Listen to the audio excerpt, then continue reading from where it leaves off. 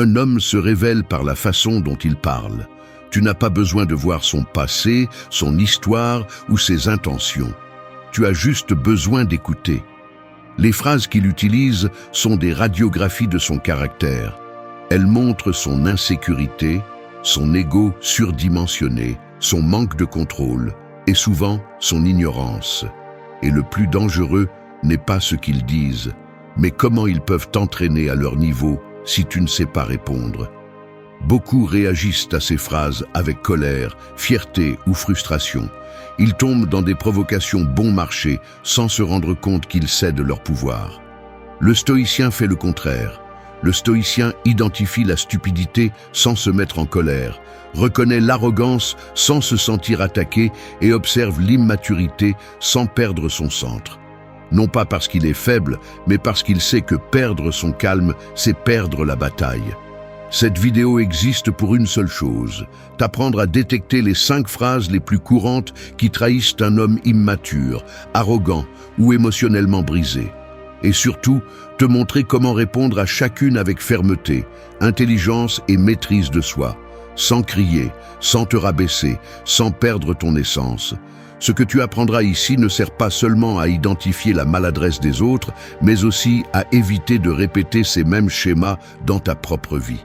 Parce que la véritable force n'est pas de battre quelqu'un, mais de ne laisser personne te déstabiliser.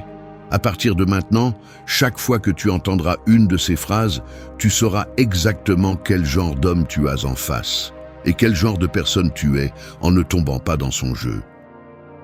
1. Identifie l'ego déguisé en force. Il y a des gens qui traversent la vie comme s'ils étaient des armures vides. Ils brillent à l'extérieur, font du bruit, frappent le sol à chaque pas pour que tout le monde les voie. Mais à l'intérieur, il n'y a rien, juste un écho creux qui essaie de ressembler à du courage. L'ego fonctionne de la même manière. Il se déguise en force, en sécurité, en autorité, alors qu'en réalité, il s'agit du mécanisme de défense le plus primitif d'un homme émotionnellement immature. Et la première chose que tu dois apprendre est à le reconnaître avant de réagir, parce que si tu ne comprends pas ce que tu vois, tu tomberas dans son théâtre et tu finiras par perdre ton calme. L'homme qui vit à partir de son ego essaie toujours de s'imposer. Il prononce des phrases comme « j'ai toujours raison »,« tu ne sais rien »,« sans moi tu n'arriverais à rien », et il les dit avec une conviction qui semble presque admirable. Mais cette assurance ne vient pas de la maîtrise de soi, elle vient de la peur d'être exposé.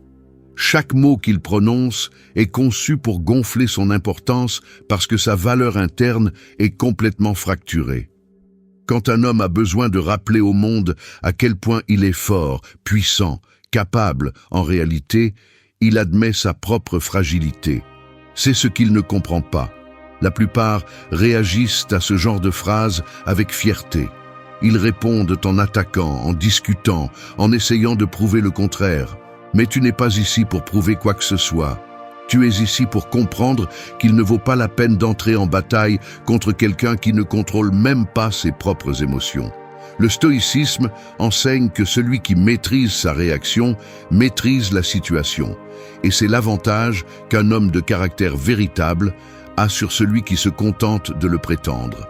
Lorsque tu entends ces phrases, ne prends rien personnellement. Ne tombe pas dans le jeu de la compétition égo contre égo. Observe, analyse, respire. L'ego se révèle toujours quand quelqu'un sent qu'il perd le contrôle. Un simple commentaire le perturbe, une question l'irrite, un désaccord le met en colère. Tu ne vois pas de la force, tu vois de la fragilité camouflée. Une fragilité qui se sent attaquée, même quand elle n'a pas été attaquée. C'est l'immaturité émotionnelle dans sa forme la plus pure. C'est là que ta réponse stoïcienne entre en jeu. Ne suis pas son rythme, ne lui rends pas le même ton, n'essaie pas de le surpasser. C'est exactement ce qu'il veut, parce que cela lui confirme que son bruit fonctionne. Réponds avec calme, avec clarté, avec cette froideur tranquille qui déconcerte quiconque vit dans le chaos. Utilise des phrases courtes et fermes. Je t'écoute, je comprends ton point de vue. Je ne suis pas d'accord, mais c'est ok. Ce n'est pas être soumis. C'est montrer que tu n'as pas besoin de te battre pour te sentir en sécurité. Seuls ceux qui ont travaillé sur eux-mêmes ont ce sentiment. L'ego cherche désespérément la reconnaissance, tandis que toi, tu cherches la stabilité. Il a besoin de gagner, tu cherches à garder ton centre. Il réagit, tu choisis. C'est la différence entre un homme qui fait semblant d'être fort et un homme qui l'est vraiment. La véritable force ne s'impose pas, elle se maintient. Elle ne crie pas, elle se contient. Elle ne menace pas, elle se contrôle. De plus, ce point n'est pas seulement pour identifier les autres, c'est aussi un miroir pour toi. Demande-toi combien de fois tu as utilisé ce même ego comme un bouclier. Combien de fois tu as voulu paraître fort alors qu'en réalité tu étais brisé. La différence est que maintenant tu as l'opportunité de le faire consciemment, parce qu'un homme qui reconnaît son ego peut le transformer, tandis que celui qui se cache derrière lui est condamné à répéter les mêmes erreurs. 2. Garde ton jugement face à ceux qui pensent tout savoir. Un esprit arrogant ressemble à un verre rempli jusqu'au bord. Peu importe combien d'eau pure tu essaies de verser dessus, tout déborde, parce qu'il n'y a pas de place pour quelque chose de nouveau. C'est ainsi que fonctionnent les hommes qui pensent tout savoir. Ils n'écoutent pas, ils ne traitent pas, ils n'apprennent pas. Ils se contentent de répéter ce qu'ils croient être la vérité, même si elle est construite sur du sable, de la peur ou de l'ignorance. Et le piège est que leur assurance est si bruyante que beaucoup finissent par douter d'eux-mêmes devant eux.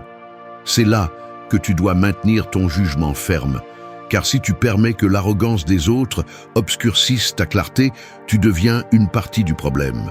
L'homme qui se vante de tout savoir est celui qui ne tolère pas la contradiction. Il dit des phrases comme « Je sais comment sont les choses », « Tu n'as pas besoin de m'expliquer quoi que ce soit, je ne me trompe pas », et il le fait avec ce ton qui essaie de s'imposer, comme si être en désaccord avec lui était un acte de rébellion. La réalité est que cette attitude ne vient pas de la sagesse, mais de l'insécurité. Celui qui sait vraiment comprend qu'il reste toujours quelque chose à apprendre. L'ignorance, cependant, cherche à se déguiser en supériorité parce que la vérité lui est trop inconfortable. Beaucoup tombent dans son jeu parce qu'ils confondent le volume avec l'autorité. Ils pensent que le plus sûr est celui qui parle le plus fort, alors qu'en réalité, la sécurité authentique n'a pas besoin de s'imposer. La personne arrogante veut contrôler la conversation pour éviter que ses idées soient remises en question. Elle ne cherche pas la vérité, elle cherche la protection. C'est ce que tu dois comprendre pour ne pas te sentir intimidé ou inférieur. C'est là que ton attitude stoïcienne entre en jeu. Lorsque tu es confronté à quelqu'un qui prétend tout savoir, n'essaie pas de le convaincre, de le corriger ou de lui prouver qu'il a tort. Cela ne fait qu'alimenter son arrogance et draine ton énergie. Le stoïcien sépare ce qu'il peut contrôler de ce qu'il ne peut pas, et l'ouverture d'esprit de l'autre ne sera jamais entre tes mains. Ce que tu peux contrôler, c'est ton jugement, ton attitude et ta réaction. Au lieu de t'engager dans un débat sans issue, garde ton calme et ton objectivité. Écoute, filtre, analyse. N'achète pas sa sécurité exagérée comme si c'était de la sagesse. La plupart de ces affirmations naissent du besoin d'impressionner, pas de la vérité. Répondre à une personne comme celle-ci nécessite une précision émotionnelle. Utilise un ton ferme, sans irritation. Des phrases comme « Je comprends ton point de vue » ou « Tu as peut-être raison sur certaines choses » fonctionnent parce qu'elles ne le défient pas directement, mais ne te soumettent pas non plus. Tu maintiens ta dignité sans te rabaisser. Si la conversation devient une compétition d'ego, retire-toi mentalement. Tous les échanges ne méritent pas ton énergie. Le silence conscient est une forme d'intelligence. L'homme qui sait tout s'affaiblit quand tu ne le nourris pas avec ton attention. Mais ce point parle aussi de toi. Demande-toi combien de fois tu as fermé ton esprit pour protéger ton ego. Combien de fois tu t'es accroché à une idée juste pour ne pas admettre que tu avais tort. L'arrogance n'est pas toujours bruyante. Parfois, elle est silencieuse et se cache dans la résistance à apprendre. La différence est que tu as la capacité de le reconnaître et de le changer. Celui qui reconnaît ses limites élargit son monde. Celui qui refuse d'apprendre s'enferme dans sa propre cage mentale. Lorsque tu maintiens ton jugement face à ceux qui pensent tout savoir, tu développes une force intérieure qui ne peut pas être manipulée. Tu deviens quelqu'un de difficile à déplacer, à influencer, à déstabiliser. Et cette stabilité mentale est l'une des compétences stoïciennes les plus puissantes. 3. Ne tombe pas dans le piège du victimisme. Il y a des gens qui transforment chaque faux pas en un scénario dramatique. Ils fonctionnent comme des phares cassés qui, au lieu d'éclairer le chemin, ne projettent que des ombres et font que tous tournent le regard vers eux. Cette lumière déformée est le victimisme, une attitude que beaucoup d'hommes immatures utilisent pour manipuler, éviter les responsabilités ou attirer l'attention sans avoir à faire d'efforts. Et celui qui ne sait pas identifier cette dynamique finit par être pris dans sa narration émotionnelle, répondant à ses plaintes comme si elles étaient des vérités absolues. C'est ici que tu dois maintenir la clarté pour ne pas devenir une partie de sa tempête. L'homme qui vit du victimisme utilise des phrases comme « personne ne me comprend »,« tout va mal pour moi »,« on me laisse toujours tomber »,« je ne suis pas responsable de rien ». Ce qui est curieux, c'est que ces phrases semblent humbles, mais elles ne le sont pas. Ce sont des masques. C'est une façon d'éviter le travail interne. Se victimiser est plus confortable que d'assumer ses erreurs, parce que cela implique que tout le mal vient de l'extérieur. Cette perception fait de la personne un spectateur de sa vie, pas un protagoniste.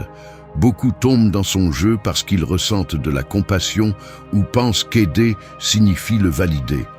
Mais dans le victimisme, il y a un piège. La personne ne cherche pas du soutien, elle cherche des excuses pour ne pas avancer. Tu peux lui donner des conseils, des solutions, des alternatives, mais il trouvera toujours une raison de continuer à souffrir. Non pas parce qu'il ne peut pas s'améliorer, mais parce que la douleur est devenue son identité. Le stoïcisme t'apprend que rien n'est plus dangereux qu'une personne qui utilise sa souffrance comme une arme pour contrôler son environnement. C'est ici que ta position doit être ferme. Si tu réagis émotionnellement, si tu essaies de le sauver, si tu te laisses entraîner dans son discours, tu perdras ton équilibre. Le victimisme absorbe l'énergie, le temps et la clarté. C'est pourquoi la réponse stoïcienne n'est pas le froid, mais l'objectivité. Écoute mais ne t'implique pas. Analyse mais ne porte pas son poids. Dis des phrases courtes et directes comme « Je comprends que tu te sentes ainsi » ou « Qu'as-tu l'intention de faire à ce sujet ?» Cette dernière question brise le cycle car elle l'oblige à assumer ses responsabilités. Le victimiste déteste les solutions réelles car elles l'exposent. Le stoïcien ne se laisse pas emporter par les émotions des autres. Non pas parce qu'il ne ressent rien, mais parce qu'il comprend que porter ce qui ne lui appartient pas est perdre son focus et sa paix. Si tu vois que son discours devient répétitif, toxique ou manipulateur, mets de la distance. Tu peux être présent sans être absorbé. Tu peux empathiser sans sacrifier ta stabilité. Cette compétence est l'une des plus difficiles et des plus précieuses pour celui qui cherche à avoir un contrôle interne. Ce point t'invite aussi à te regarder à l'intérieur. Demande-toi combien de fois tu as utilisé la plainte pour éviter d'agir. Le victimisme ne s'exprime pas toujours en mots. Parfois, il se cache dans la procrastination, la justification ou la résistance au changement. Le reconnaître te rend plus libre, car tu assumes que ta vie dépend de tes décisions, pas de tes excuses. Ne pas tomber dans le jeu du victimisme implique aussi de ne pas réagir au drame des autres. Si quelqu'un essaie de te manipuler émotionnellement, ne te laisse pas perturber. Celui qui crie, celui qui pleure sans responsabilité, celui qui exagère, cherche à avoir le contrôle sur toi. Toi, garde ton centre, garde ton jugement et souviens-toi que ton énergie est ton territoire.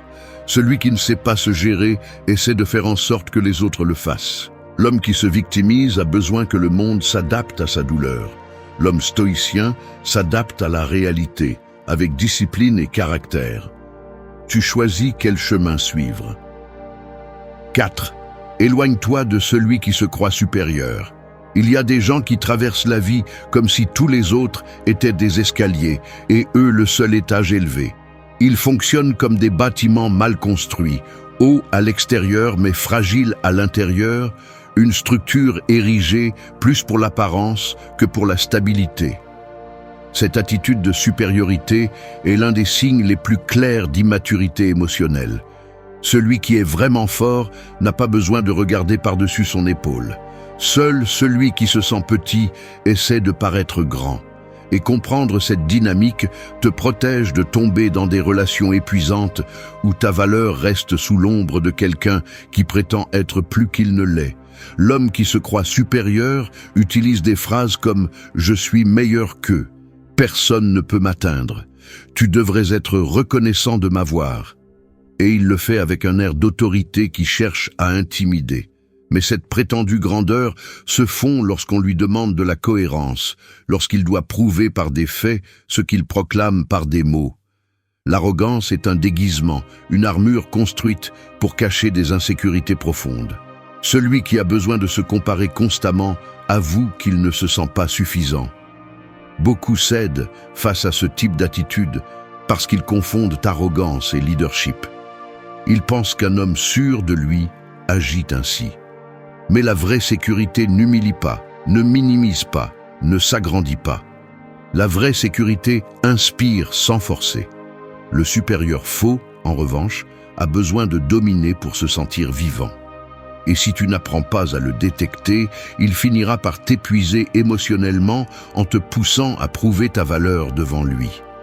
Ce jeu le nourrit, mais t'affaiblit. Le stoïcisme t'enseigne que tu n'as pas à rivaliser avec personne pour maintenir ta dignité. Tu n'as pas à prouver quoi que ce soit à quelqu'un qui passe son temps à mesurer les autres pour se sentir pertinent. Lorsque tu te confrontes à un homme qui se croit supérieur, la clé n'est pas de discuter ni de l'affronter. Cela ne fait que le renforcer, parce que tu le fais se sentir important. Ce que tu dois faire, c'est rester ferme à l'intérieur. Ne réagis pas à ses provocations, n'accepte pas ses comparaisons, n'entre pas dans son discours. Reste neutre, observateur, froid. Réponds avec des phrases équilibrées comme « je ne vois pas les choses de cette façon » ou « je comprends ton point de vue, mais je ne partage pas cette perspective ». Cela le désarme parce qu'il attend une résistance émotionnelle. Il espère que tu entreras dans son affrontement pour valider son illusion de grandeur. Quand tu ne le fais pas, quand tu gardes ton calme, tu le laisses se confronter à son propre vide. Les supérieurs faux ne savent pas quoi faire lorsqu'ils ne peuvent pas dominer. Ce point parle aussi de toi. Demande-toi combien de fois tu as essayé de te sentir précieux en te comparant aux autres. La supériorité est un mécanisme de l'ego pour compenser les blessures. Elle n'est pas authentique, elle n'est pas stable. L'homme qui reconnaît sa valeur n'a pas besoin de rabaisser personne. L'homme qui connaît son chemin ne marche pas sur la dignité des autres. C'est pourquoi identifier celui qui se croit supérieur est essentiel pour ne pas répéter le même schéma dans ta propre vie. En t'éloignant d'une telle personne, tu ne fuis pas. Tu te protèges. Tu ne permets pas à quelqu'un avec une vision déformée de lui-même d'affecter ta perception de ta propre valeur. La distance devient ton outil de clarté. Le supérieur faux te fait te sentir moins pour se sentir plus. Et si tu ne le détectes pas, il peut manipuler ton estime de toi, ta confiance et ta stabilité. Le stoïcien comprend que sa valeur ne dépend pas de l'opinion des autres, encore moins de l'opinion gonflée de quelqu'un qui vit piégé dans son ego. Quand tu t'éloignes, tu récupères ton espace mental et émotionnel et tu peux voir la situation avec perspective. 5. Ne te laisse pas tromper par la fausse infaillibilité. De temps en temps, quelqu'un se présente comme une horloge parfaite, de celle qui ne tombe jamais en panne et ne s'arrête jamais. Il parle comme s'il avait un mécanisme interne impossible à briser, comme s'il ne faisait jamais d'erreur et que tout ce qu'il fait est impeccable. Mais il suffit de regarder de près pour remarquer que cette horloge ne donne pas l'heure réelle. Elle répète simplement le même mensonge, encore et encore, en espérant que quelqu'un y croira. La fausse infaillibilité est l'un des déguisements les plus courants de l'homme émotionnellement immature, Et si tu n'apprends pas à l'identifier, tu finiras par croire que le problème vient de toi chaque fois qu'il se trompe.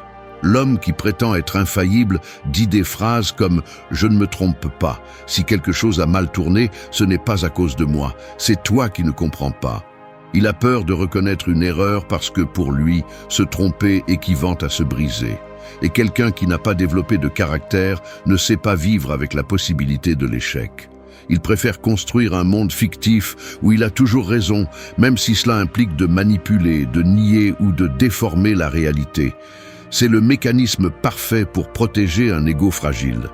Le danger de ce type de personne est que, lorsqu'elle commet une erreur évidente, elle la transforme en ta faute. Elle redirige la responsabilité. Elle te fait sentir que tu exagères ou que tu interprètes mal les choses. Et si tu n'as pas un jugement fort, tu peux tomber dans sa dynamique et commencer à douter de toi-même. C'est pourquoi le stoïcisme insiste tant sur la clarté intérieure. Si tu ne connais pas ton critère, tu finiras soumis aux critères de quelqu'un qui n'est même pas honnête avec lui-même. Face à la fausse infaillibilité, beaucoup réagissent en discutant, en essayant de prouver l'erreur de l'autre avec des preuves, des arguments et de la logique. Mais cette stratégie ne fonctionne pas avec quelqu'un qui a déjà décidé qu'il ne se trompera jamais. Il n'est pas intéressé par la vérité, il est intéressé par son image.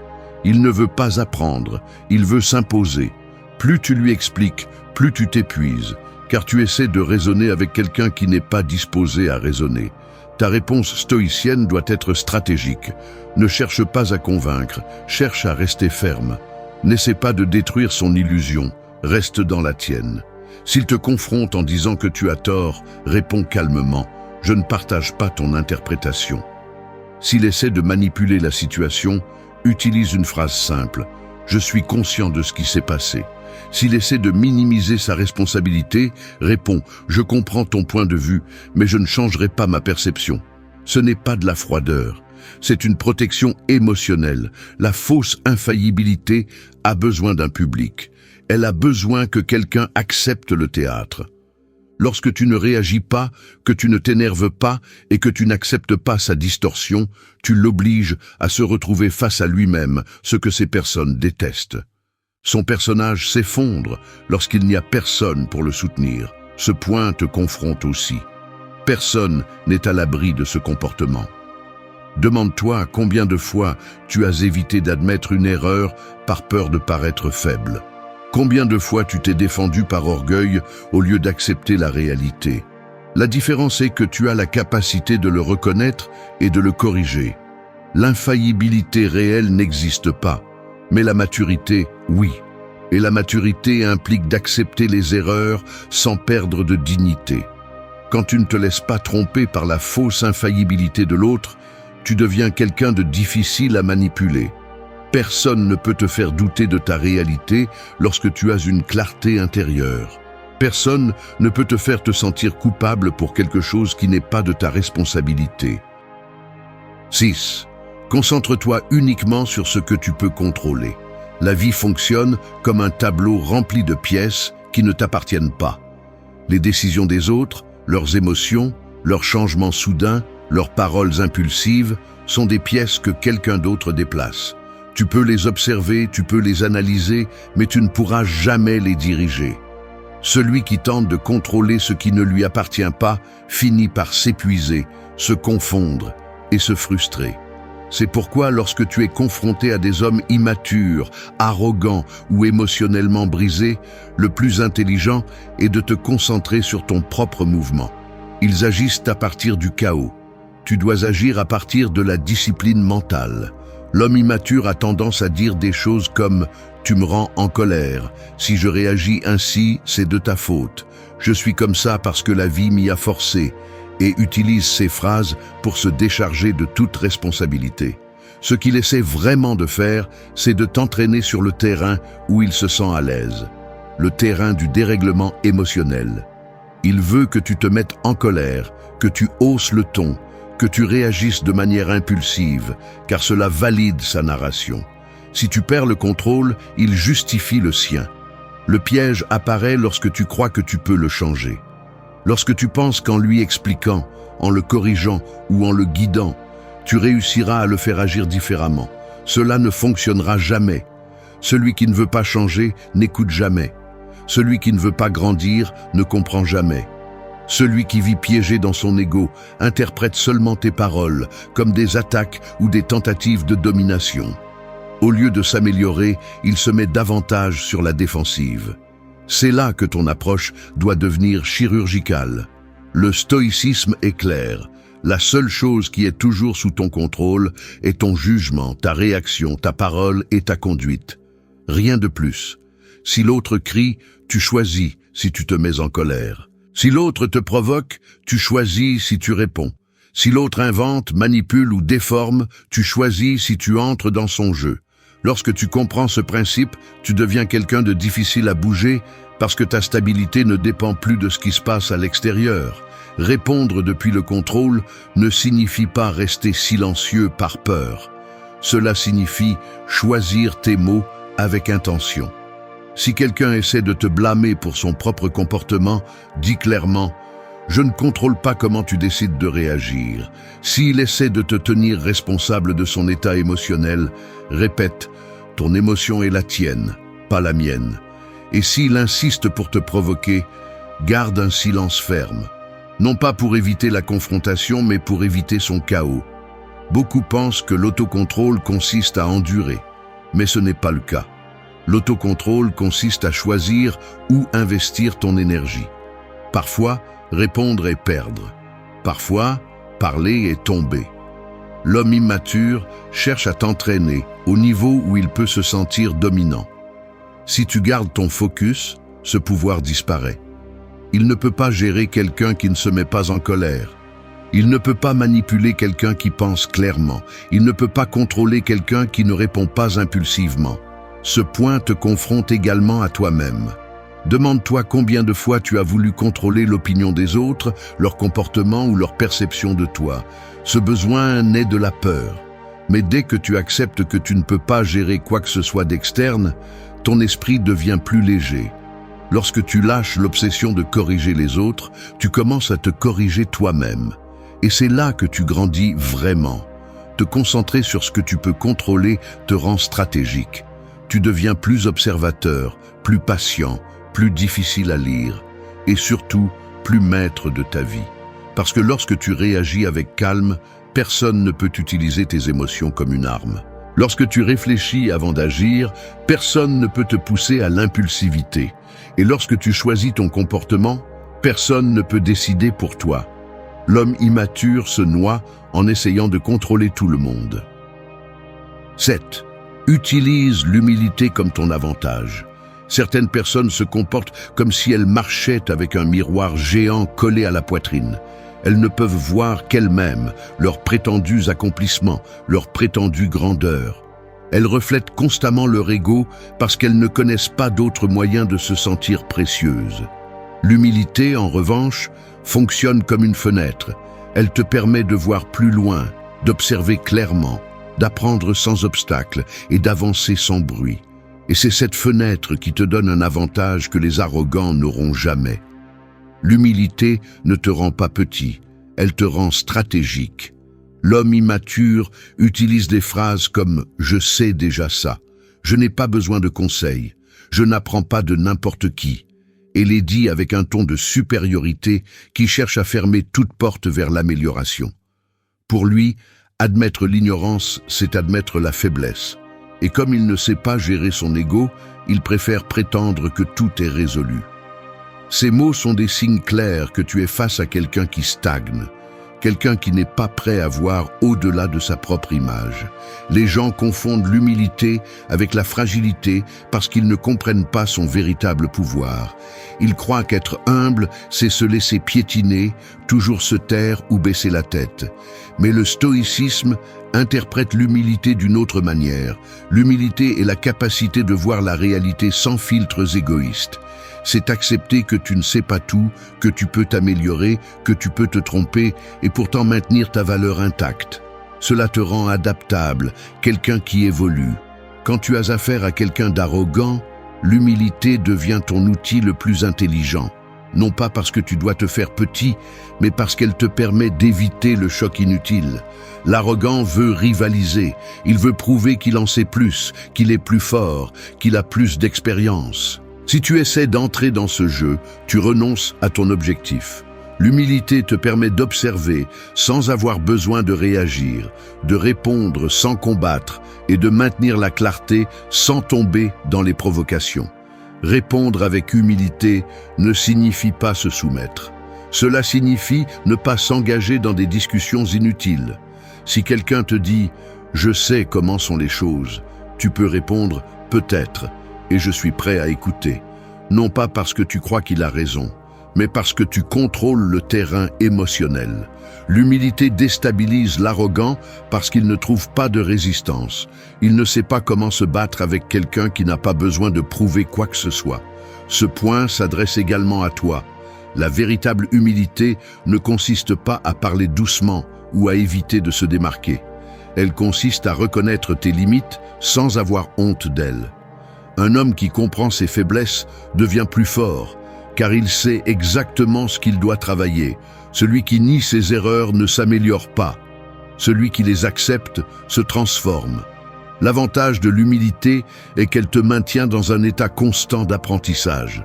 Elle te permet d'écouter quand les autres ne font que crier. Elle te permet de grandir quand les autres stagnent. Elle te permet de voir des opportunités là où les autres ne voient que des menaces. Cette ouverture te donne une profondeur que les arrogants n'atteignent jamais, car leur besoin de paraître parfait les empêche de voir leurs véritables faiblesses. L'humilité évite également que tu prennes les attaques des autres comme quelque chose de personnel. Quand quelqu'un t'insulte, te minimise ou essaie de te faire sentir moins, tu peux répondre avec sérénité parce que tu sais que son comportement ne définit pas ta valeur. 8. Prends de la distance avec la conversation toxique. Certaines personnes parlent comme si elles jetaient des cendres dans l'air. Peu importe ce qu'elles disent, chaque mot salit quelque chose, assombrit quelque chose, contamine quelque chose. Discuter avec elles, c'est comme respirer de la fumée. Au début, tu ne le remarques pas, mais peu à peu, cela commence à t'épuiser, à t'irriter, à obscurcir ton esprit. C'est ce qui se passe lorsque tu te plonges dans des conversations toxiques avec des personnes immatures, arrogantes ou pleines de ressentiment. Peu importe à quel point tu te crois fort, la toxicité verbale finit par affecter ta clarté si tu ne sais pas garder tes distances. L'homme émotionnellement immature a tendance à utiliser des phrases chargées de poison déguisées en sincérité. Des expressions comme « je dis les choses comme elles sont ». Si ça ne te plaît pas, c'est ton problème. Les gens sont stupides. Ou personne ne vaut la peine, se répète dans son discours parce qu'il a besoin de projeter de l'amertume pour se sentir supérieur. Ce qu'il fait, sans l'admettre, c'est vomir sa frustration interne. Et si tu ne filtres pas ce que tu entends, tu finiras par respirer ce qu'il ne sait pas traiter. Les conversations toxiques ne sont pas toujours des insultes directes. Parfois, ce sont des critiques constantes, des plaintes interminables, des comparaisons inutiles, des moqueries déguisées en humour ou des commentaires subtilement agressifs. Ces schémas sont épuisants, car ils te poussent à réagir. Ils te font penser que tu dois te défendre, corriger, expliquer, clarifier ou te justifier. C'est là que tu perds ton centre, c'est là que l'autre gagne du terrain émotionnel. Le stoïcisme enseigne que ta paix dépend de ta capacité à choisir où porter ton attention. Tu ne peux pas contrôler ce que disent les autres, mais tu peux décider si tu t'exposes ou non à leur discours. Prendre de la distance n'est pas de la lâcheté, c'est de l'intelligence émotionnelle. Si tu vois que la conversation se dirige vers le conflit, la moquerie, la disqualification ou le chaos, tu n'as pas à rester. Ton énergie n'est pas faite pour être absorbée par des personnes qui vivent en projetant leurs blessures. Répondre à la toxicité avec calme nécessite une stratégie. Si quelqu'un lance un commentaire provocateur, une réponse courte comme « je comprends ton point de vue » ou « je ne vais pas dans cette direction » coupe la tension sans alimenter le feu. Si quelqu'un essaie de t'entraîner sur le terrain de la plainte, utilise une phrase ferme « je préfère parler de solution ». Cela change le cours de la conversation. Si l'autre personne insiste sur sa négativité, c'est là que tu dois prendre une distance physique, émotionnelle ou mentale. Distance ne signifie pas toujours partir. Parfois, cela signifie se déconnecter émotionnellement. Tu peux écouter sans t'impliquer. Tu peux être présent sans absorber. Tu peux laisser l'autre parler sans laisser ses mots entrer dans ton esprit. C'est la capacité stoïcienne d'observer sans réagir. Celui qui maîtrise cette capacité devient immunisé contre la provocation. Ce point parle aussi de toi. Demande-toi combien de fois tu as fait partie de conversations où tu as toi-même ajouté de la négativité. La toxicité ne vient pas toujours des autres. Parfois, elle naît de ta fatigue, de ta frustration ou de ta colère. Être conscient de cela te permet de corriger le cap. L'objectif n'est pas d'être parfait, mais d'être attentif à la façon dont tu utilises tes mots et à quel type d'énergie tu apportes aux conversations. Prendre de la distance avec la conversation toxique te rend sélectif. Cela te rend conscient que tes mots construisent ou détruisent. Cela te protège de tomber dans des discussions inutiles qui ne font qu'éroder ton caractère. Cela te permet de garder ton jugement lorsque les autres le perdent. Et cela te donne la capacité de conserver ta paix même lorsque quelqu'un veut t'entraîner dans sa tempête. L'homme toxique a besoin d'un public pour se sentir fort. L'homme stoïcien n'a pas besoin d'un public pour se sentir en paix. La différence est de savoir qui contrôle la conversation. Danke, dass du bis zum Ende des Videos geblieben bist. Wenn du alles gesehen hast, kommentiere, ich bin stoisch, als unser geheimes Zeichen, um zu wissen, dass du ein wahrer Schüler des Stoizismus bist. Vergiss nicht, den Kanal zu abonnieren und das Video zu liken, wenn es dir gefallen hat. Wir sehen uns im nächsten Video und denke daran, kultiviere weiterhin deinen stoischen Geist.